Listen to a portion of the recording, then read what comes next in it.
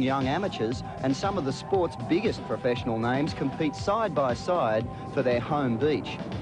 2 times world champion Tom Carroll has a hectic schedule on the world circuit, so why does he bother to take part in the surf league? Just basically spirit, you know. Surfing spirit is pretty strong here, you know. Geez, it's just, I mean, look at it, it's just raining cats and dogs this morning, and I mean, everyone's here and everyone wants to surf and everyone wants to compete. It's such a competitive scene, you know. Our club's won it a couple of times before, you know. I come home, I've got to go in it. Another busy professional was there representing Sydney club Cronulla. It feels really good, all the miles of the port and with your mates. Australia is about the only place that has a system like this, team surfing, and it's got its good points. It's kind of got a bit of peer group pressure, because if you get knocked out, you're going to feel bad yourself, and all your mates are going to be, you know, mad with you too, but it's a lot of fun. Former world champion Rabbit Bartholomew representing Gold Coast club Snapper Rocks. As you know, all the world champions that Australia has produced over the last 15, 20 years have all come through the club scene. And in my opinion, I think club surfing in Australia is really the backbone of Australia surfing, and the reason why we've done so well in the world. I can't say dominate anymore, now that an American is holding the world title, but we've pretty much been the major force in world surfing for 20 years. So Mark Richards, 4 times world surfing champion, why do you still surf in club contests? Well, I really enjoy surfing in the club contest, Mark. I've been in Merewether Board Club since I was about 8 years old, and that's virtually where I learned a lot about competition surfing, was sort of surfing in the club in Newcastle.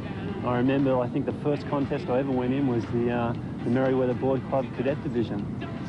How important is club surfing in Newcastle these days? Well, I think it's really important. I think the club scene in Newcastle is very strong, as it is sort of all over Australia. And I think the club scene is producing a lot of champion surfers. I think a lot of my success was due to the competitive practice like I had with Merewether Board Club. And just recently we've seen Simon Law and Luke Egan, and especially Nicky Wood, merge from the Merewether Club, and there's a lot of other hot surfers up there. And I think the club scene is directly responsible for these guys' success. Did you start your competition career with the Merewether Board Riders Club? Yeah, I started when I was 6 years old, so I've been in it like 10 years, and it's good to come down here with all the other clubs from around Australia and do your best. The last heat of the preliminaries and a showdown had developed between the Queensland club Snapper Rocks and Sydney club Queenscliff Board Riders. Queenscliff won the award for the most vocal supporters club, and an attitude that said, "We take no prisoners." They were geared up to win with team shirts, cheer squad, and even a mascot for Team Gumby. Rabbit was looking like he meant business. He had to win this heat if Snapper was to make the semis. But the Queenscliff cheer squad was urging their man, Robbie Bain, to the very edge of his ability. The support from the beach seemed to lift Bain, and his surfing was inspirational in the difficult conditions. Rabbit tried hard, but it was Queenscliff into the semi-finals.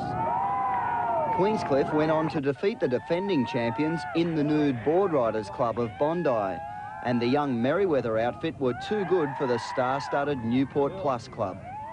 Local lifeguard Jay Carter is the man who invented the tag team surfing concept, and here he lays down the rules for the finalists.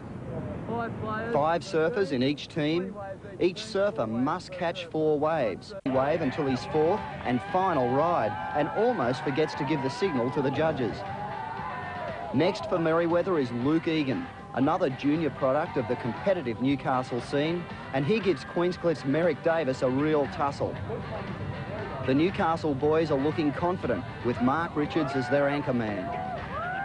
Queenscliff's Merrick Davis is forced by a shortage of time to make the most of ordinary waves as the tide and swell size falls away.